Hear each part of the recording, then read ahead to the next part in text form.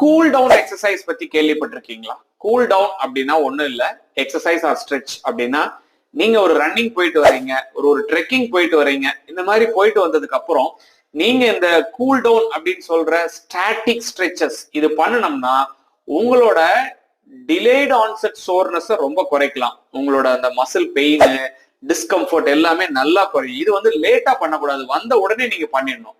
எப்படி பண்ணணும்னா ஒண்ணு இல்ல, ஜாயின்ஸ் நல்லா ஸ்ட்ரெச் பண்ணி, வெவ்வேறு ஜாயின்ஸ் வெவ்வேறு ஆங்கிள் ஸ்ட்ரெச் பண்ணி நீங்க மசில வந்து அதே பொசிஷன்ல ஒரு 30 to 45 செகண்ட்ஸ் ஹோல்டு பண்ணீங்கன்னா, அதை ரிப்பீட்டடா வெவ்வேறு ஜாயின்ஸ் பண்ணீங்கன்னா இது ரொம்ப யூஸ்ஃபுல்லா இருக்கும். நானே இன்னைக்கு அதை கத்துக்கிட்டேன்.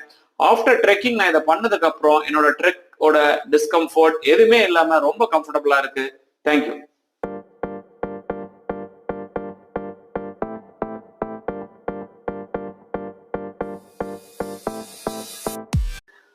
கூல் டவுன் எக்ஸசைஸ் பத்தி கேள்விப்பட்டிருக்கீங்களா? கூல் டவுன் அப்படின்னா ஒண்ணும் இல்ல, எக்ஸசைஸ் ஆர் ஸ்ட்ரெச் அப்படின்னா நீங்க ஒரு ரன்னிங் போயிட்டு வரீங்க, ஒரு ட்ரெக்கிங் போயிட்டு வரீங்க, இந்த மாதிரி போயிட்டு வந்ததுக்கு அப்புறம் நீங்க இந்த கூல் டவுன் அப்படின்னு சொல்ற ஸ்டாட்டிக் ஸ்ட்ரெச்சஸ் இது பண்ணணும்னா உங்களோட டிலேட் ஆன்செட் சோர்னஸ் ரொம்ப குறைக்கலாம். உங்களோட அந்த மசில் பெயின், டிஸ்கம்ஃபர்ட் எல்லாமே நல்லா குறையும். இது வந்து லேட்டா பண்ணக்கூடாது, வந்த உடனே நீங்க பண்ணிடணும்.